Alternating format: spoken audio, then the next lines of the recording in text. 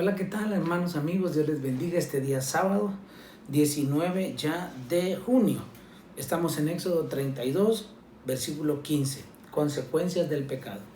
Y volvió Moisés y descendió del monte trayendo en su mano las dos tablas del testimonio.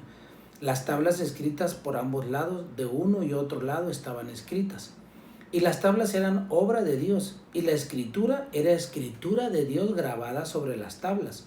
Cuando oyó Josué el clamor del pueblo que gritaba, dijo a Moisés: alarido de pelea hay en el campamento. Y él respondió: no es voz de alaridos de fuertes, ni voz de alaridos de débiles, voz de cantar oigo yo. Y aconteció que cuando él llegó al campamento y vio el becerro y las danzas, ardió la ira de Moisés y arrojó las tablas de sus manos y las quebró al pie del monte. Y tomó el becerro que habían hecho y lo quemó en el fuego, y lo molió hasta reducirlo a polvo que esparció sobre las aguas, y lo dio a beber a los hijos de Israel. Y dijo Moisés a Aarón: ¿qué te ha hecho este pueblo que has traído sobre él tan grande pecado? Aarón respondió: no se enoje mi señor, tú conoces al pueblo que es inclinado a mal, porque me dijeron: haznos dioses que vayan delante de nosotros, porque a este Moisés, el varón que nos sacó de la tierra de Egipto, no sabemos qué le haya acontecido. Y yo les respondí: ¿quién tiene oro? Apártenlo. Y me lo dieron, y lo eché en el fuego y salió este becerro. La meditación.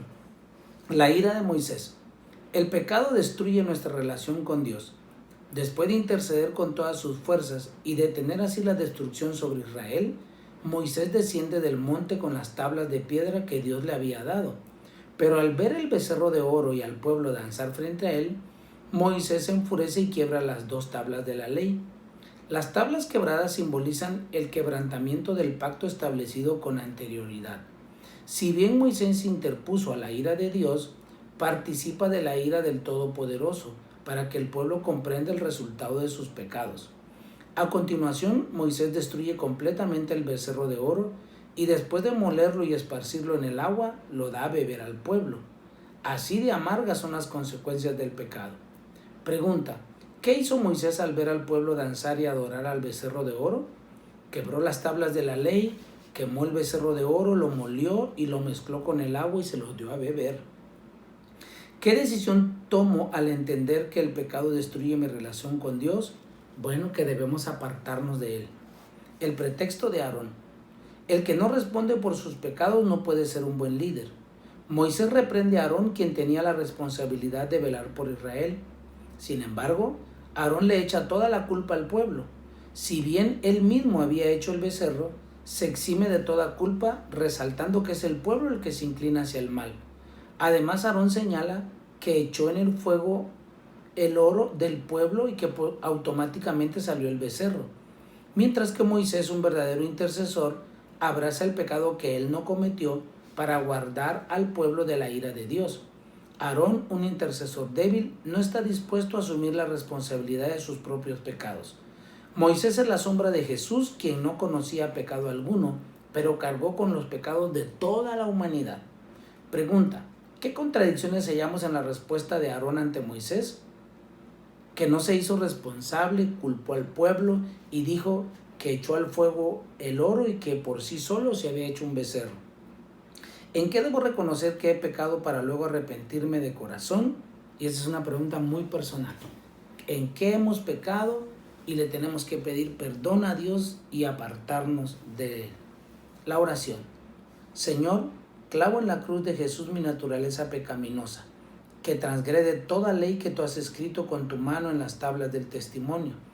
Deseo ser un siervo fiel del Señor que proclama que solo el Señor es la única verdad, dejando al descubierto los falsos dioses que el mundo ha creado. La meditación, la luz que revela el pecado. Hoy en día, los puestos de control de los aeropuertos tienen instalados escáneres de cuerpo completo. Dicen que dentro de poco los hospitales utilizarán estas máquinas para descubrir enfermedades. Me asombra la sola idea de que este escáner pueda descubrir patologías ocultas en nuestro cuerpo con solo pararnos frente a él. Si se difundiera esta tecnología, detectaríamos cualquier mal de salud y lo podríamos tratar a tiempo. Pararnos ante la presencia de Dios es igual. Dios nos ilumina con su Espíritu Santo cuando nos presentamos delante de Él. Su luz revela todo con tal precisión y detalle que no se compara con los rayos X o gamma. Por eso, al iluminarnos con la luz del Espíritu, comprendemos cuán grave es el pecado que hemos cometido y lo temible que es la ira de Dios. Cuando logramos este entendimiento, también nos es revelado que somos seres que no se merecen la gloria de Dios. Esta verdad espiritual solo la podemos reconocer si el Espíritu Santo nos ilumina. Por lo tanto, ore pidiendo su luz y verdad para que pueda dimensionar y tener convicción de pecado. Si lo hace, el Espíritu orará en su interior porque su deseo es que esto le suceda a todos. Oremos. Señor, te damos gracias. Gracias porque tu Espíritu Santo, Señor, es el que nos guía y nos muestra en qué estamos mal. Que tu Espíritu Santo, Señor, nos redarguya siempre y ayúdanos a mantenernos en pureza y en santidad. En el nombre de Jesús te damos gracias. Amén. Dios les bendiga.